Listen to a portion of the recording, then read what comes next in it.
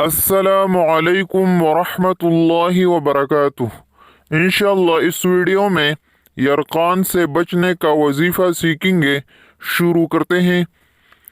سبح للہ ما فی السماوات وما فی الارض وهو العزیز الحکیم۔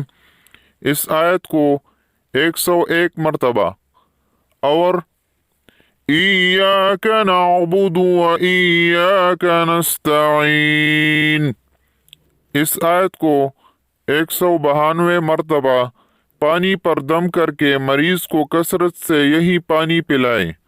بہت مجرب ہے۔ اس ویڈیو میں اتنا ہی۔